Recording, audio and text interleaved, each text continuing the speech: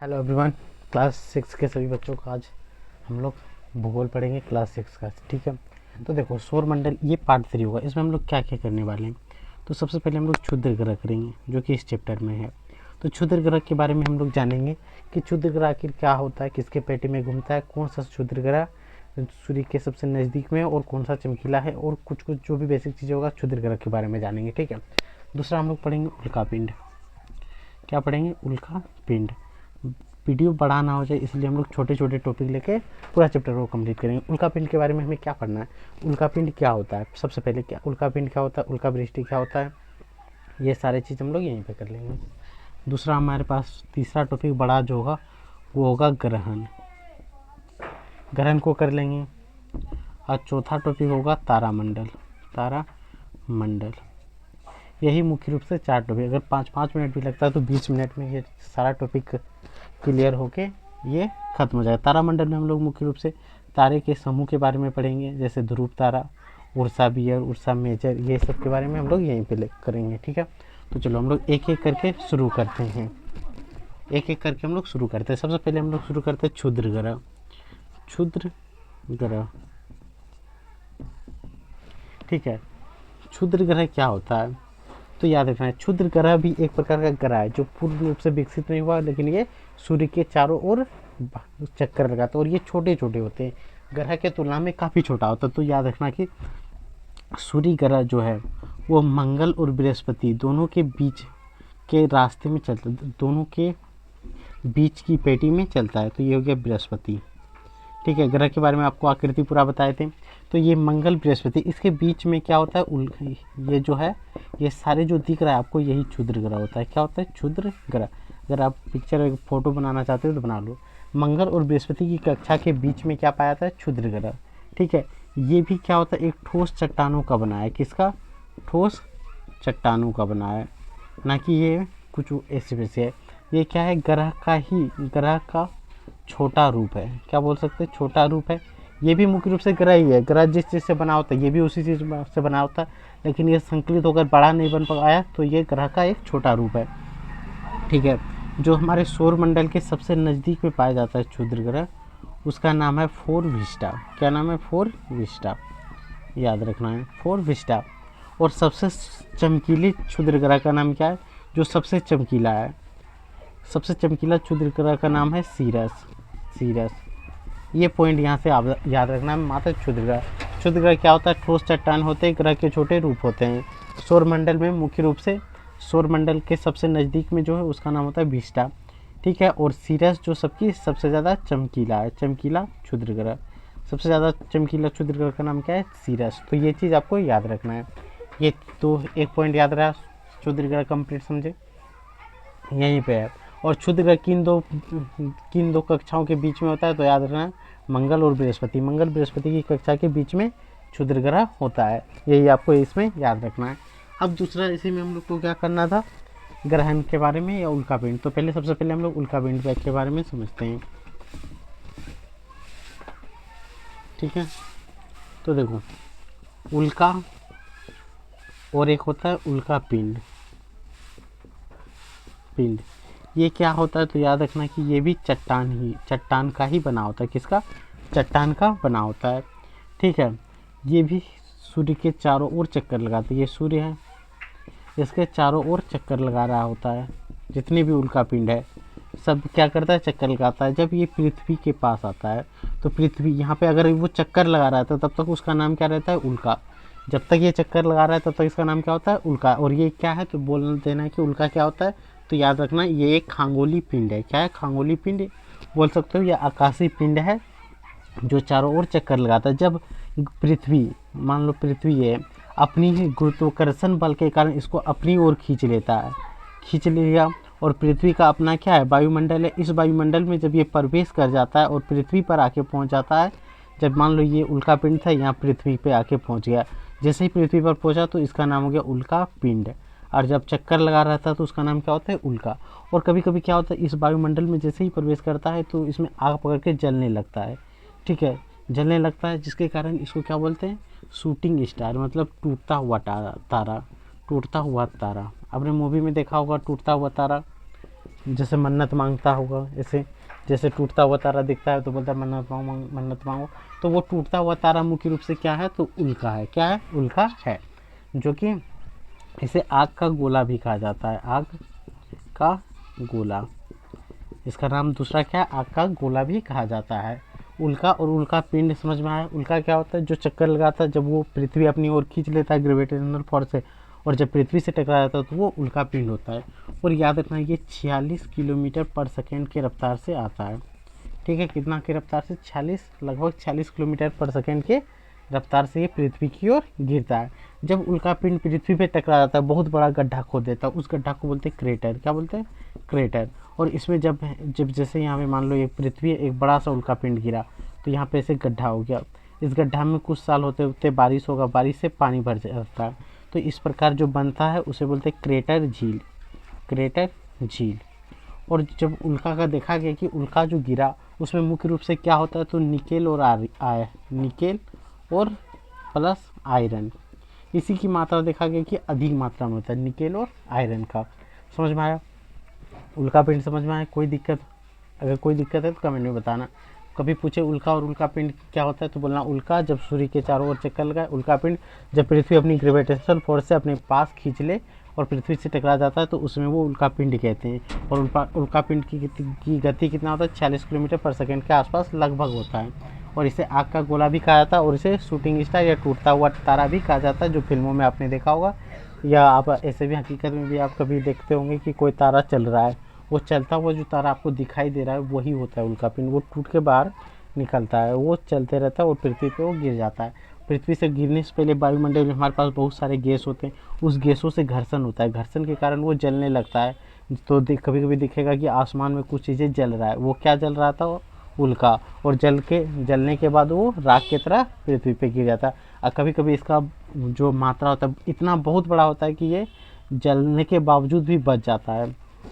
आपको पता होना चाहिए पृथ्वी पर एक बार बहुत बड़ा उल्का पिंड गिरा था, जिसके कारण एनाकोंडा समाप्त हो गया, हुआ था कि नहीं, वो सारे आपको पता नहीं होगा, लेकिन यहाँ से याद रखना एक बहुत बड़ा उल्का पिंड गिरा था पृथ्वी पर। आपको ये भी पता नहीं होगा कि पृथ्वी पर आज से लाखों करोड़ों साल पहले मात्र 20 घंटे का दिन होता था।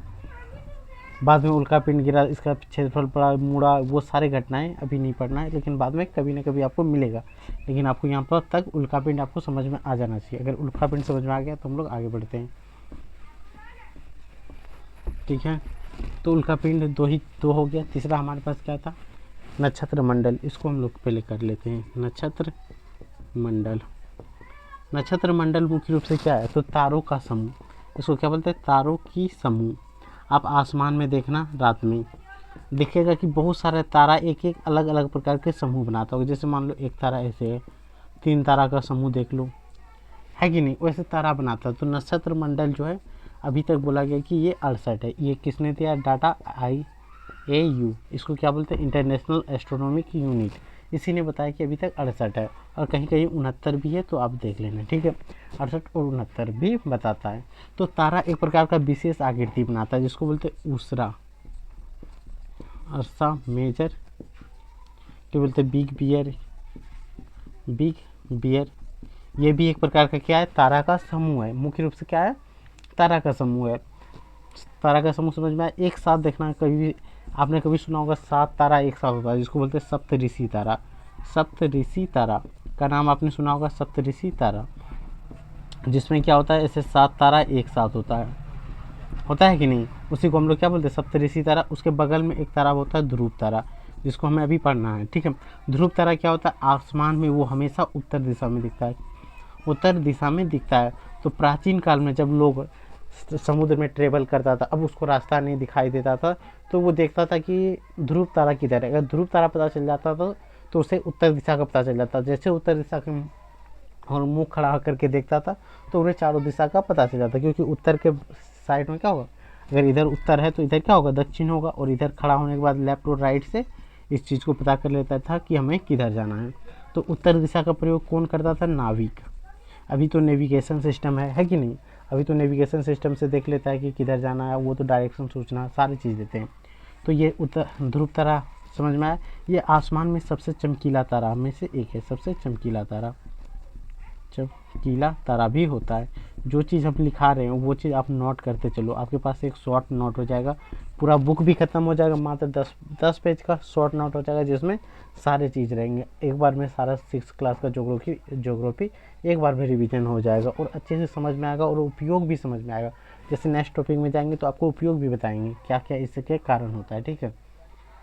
तो यहाँ तक में कोई दिक्कत। अब हम लोग नेक्स्ट टॉपिक में बढ़ते हैं।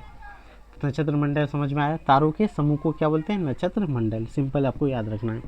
अब देखो अगला है ग्रहण। ग्रहण का मतलब क्या होता है? कोई भी आकाशीय पिंड जिसकी कोई भी ऐसी आकाशीय पिंड जो जिस पर छाया पड़ जाए, जो अंधेरे रूप में दिख जाए, उसी को बोलते हैं ग्रहण। तो हमारे पास 2 ही ग्रहण होते हैं। हमारे पृथ्वी से देखने के बाद 2 ग्रहण मुख्य रूप से पढ़ना पड़ता है। आपको पता है बुध ग्रहण भी होता है। बुध ग्रहण कब होता है वो आपको नहीं पता होगा, लेकिन उसको ट्रांसमिट ऑफ मर्करीज नाम से जाना जाता है, लेकिन वो इतना दूर तक अभी आपको नहीं सोचना है। ग्रहण मुख्य रूप से 2 प्रकार का होता है, एक चंद्र ग्रहण और एक सूर्य ग्रहण, जो हमारे क्लास 6 में है। सूर्य ग्रहण। चंद्र ग्रहण कब आ सकता है आप बताओ? जब चांद दिखता है। चांद कब दिखता है? पूर्णिमा में। तो ये पूर्णिमा में होगा सूर्य ग्रहण, अमावस्या में होगा चंद्र ग्रहण। क्या होता है देखो, ये सूर्य तो बहुत बड़ा है, आपको पता ही होगा। थोड़ा सा हम लोग पेन 1-2 और पेन ले लेते हैं ताकि देखने में ठीक लगेगा। ये हम लोग मान लेते हैं ये सन है, सूर्य है। चंद्र ग्रहण को आराम से समझना है। ये सूर्य मान लिए, ठीक है। ये मान लो पृथ्वी है, पृथ्वी है और पृथ्वी के बगल में चांद है। जब एक सीधा में इसका तो लाइट ऐसे आ रहा है कि नहीं? तो देखो यहाँ से तो लाइट आएगा, तो कुछ समय के लिए देख रहे हो ये क्या है? मून, हमारे चांद है, ठीक है। बहुत प्यारा चांद लगता है। तो यहाँ देखो इस भाग में लाइट को तो पृथ्वी ही रोक के रख लिया, रोका कि नहीं? इस पार वाला आदमी देखता है कि आज चांद चमक नहीं रहा है। कभी कभी चांद यहाँ पे रहता है ऐसे, तो यहाँ पे तो दिख रहा है कि जल रहा है, यहाँ पे नहीं दिख रहा है।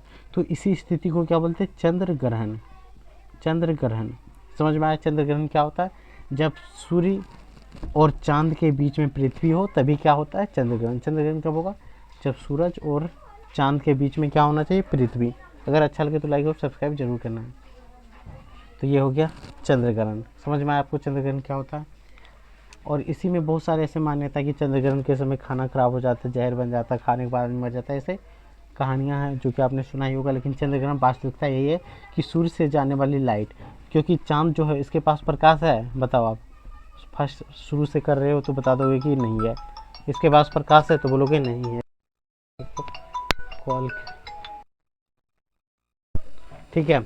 तो आप यहाँ पे क्या बोलोगे कि प्रकाश ही नहीं है, तो इसके पास अपना लाइट ही नहीं है, तो कहाँ से इंजोर होगा? रोशनी कहाँ से आएगा? तो इसके पास रोशनी कहाँ से पहुँचता है?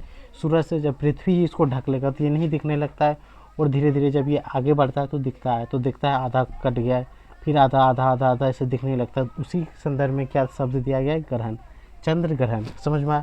आपने सुना होगा कि कभी हम लोग जैसे सुने थे अपने बचपन में कि चांद जो है वो चंद्रदेव अपना मीट काट काट के सूरज भगवान को ऐसे कुछ कर्जा के लिए देता है। ऐसे कुछ कहानियों में सुने थे, ठीक है। आप लोग नहीं सुने होंगे तो कोई दिक्कत नहीं। अब हम लोग जानते हैं सूर्य ग्रहण। अगर आप इस चीज़ को, इसका फोटो छोटा सा थोड़ा सा भी बना लोगे तो बहुत अच्छा होगा। अब देखो सूर्य ग्रहण क्या होता है? सूर्य ग्रहण, ये तो सूर्य होगा सबसे बड़ा, सूर्य। इसका लाइट तो ऐसे जा रहा है, यहाँ पे बहुत दूर में पृथ्वी भी है। इसका चक्कर चंद्रमा क्या करता है? ऐसे ऐसे चक्कर लगाता है कि नहीं? आपको पता ही होगा, ऐसे चक्कर लगा रहा होता है। तो कभी कभी देखा जाता है कि चंद्रमा यहाँ पे आ गया, चक्कर लगाते लगाते मान लो दूर दूर चक्कर मार रहा है, तो यहाँ पे आ जाता है। तो यहाँ से लगता है कि सूरज इतना कम दिखाई देने लगता है। मान लो यहाँ आ गया, सूरज यहाँ पे नहीं दिखने लगता है। ये क्या है? मून। और ये क्या है? अर्थ।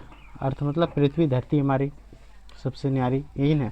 तो ये हो गया पृथ्वी। और ये चांद जब बीच में आ जाता तो इतना भाग सूर्य का नहीं दिख रहा है, तो उसी समय हम लोग क्या बोलते हैं कि सूर्य ग्रहण लग गया। क्या लग गया? सूर्य ग्रहण। तो सूर्य ग्रहण के समय क्या होगा? चांद बीच में होगा, अगल बगल क्या होगा? पृथ्वी होगा।